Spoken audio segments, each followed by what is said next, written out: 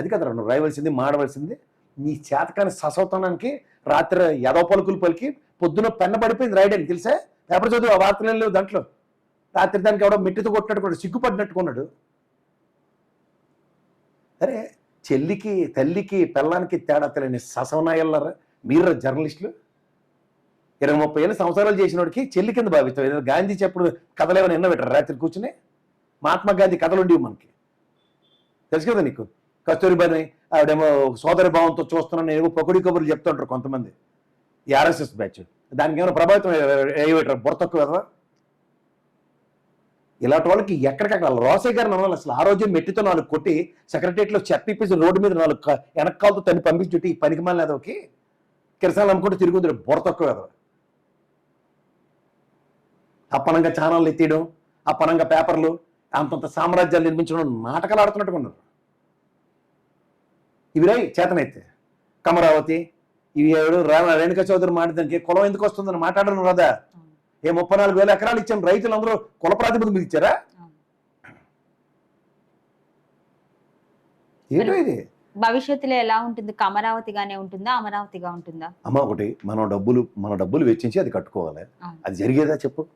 అప్పు చేసి ఎవడన్నా పప్పు కూడా తినమంటాడు ఎవడన్నా? దానికి రెవెన్యూ మాడ్యూల్ కావాలి. నారాయణ చెప్పిన పెట్టకథలు ఉంటాయి కదా, ల్యాండ్ అమ్మేసి కట్టేస్తాడు కదా. అమ్మమ్మన్న యాక్షన్ ఏమని చూద్దాం. ఈ మురళీమోహన్ పంపిస్తాను ఒకసారి. కొనుక్కున్నారా మురళీమోహన్? చాలా బాగా దోచేసావు కదా ఇక్కడ ఐటీ సిటీ పరిసర ప్రాంతాల్లో. ఇప్పుడు వెళ్ళి కొన్ని ఒక అట్లీస్ట్ ఆంధ్రప్రదేశ్ రుణం తీర్చుకొని చెప్తాను. నేను ఎందుకు వచ్చుకోండి, వీళ్ళు వచ్చుకోనాలి కదా.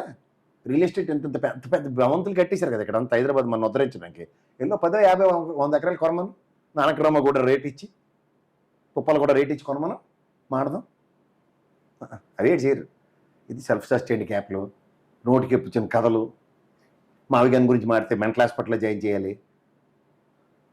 ఒక స్ట్రైగర్ కొట్టాడైనా హ్యాపీగా అమరావతికి శాసనం అయిపోయింది, తొక్క అయిపోయిందని సెలబ్రేషన్స్ లేకుండా అంతరేని కదా జయప్రద స్టోరీ తీసి లబోది బోని ఏడ్చుకుంటూ మావిగాన్ మీద పడి ఏడ్చుకోవచ్చు. ఈ పాటికి మళ్ళీ ఈ బుర్రతొక్క ఒక కనీసం ఇంగిత జ్ఞానం కూడా లేదు.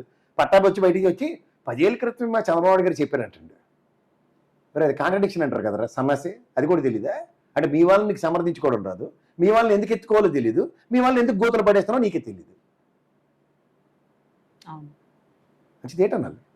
మంచిది రేణుకా సోదరు మాట్లాడిన అసందర్భ పేలాపాలకి ఆ కాంగ్రెస్ వాళ్ళకి బుద్ధి జ్ఞానం ఉంటే తెలంగాణ ఎన్ని విషయాలతో చచ్చిపోతుంటే ఏం మాట్లాడడానికి నోరు పడిపోయిందని అడిగినోడు కావాలి.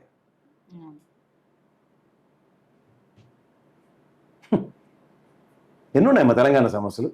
బయ్యారం స్టీల్ ఫ్యాక్టరీ ఉంది, విభజన హామీల్లో మనకు రావాల్సిన ఎన్నున్నాయి.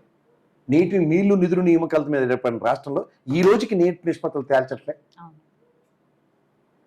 ఏళ్ళ మనం ఎంటర్టైన్ చేయాలా? దేనికి వెళ్తారు అక్కడ గుదిబండల్లాగా పార్లమెంట్లకి, అసెంబ్లీ, రాజ్యసభలకి తిండి టిఫిన్లు ఇంత దెద్దబోయినాలు తినుకుని అప్పనంగా బ్యాంకుల దగ్గర లూటీలు చేసుకోవడానికి పోతారు వీళ్ళు. ఒక్కడ రాష్ట్ర ప్రయోజనాల మీద అవగాహన ఉండి మాట్లాడేమని చూస్తే ఒక్కడికి ఉండదు. ఆడికెళ్ళినా జగన్మోహన్ రెడ్డి మీద పడి ఏడుకోవడమే.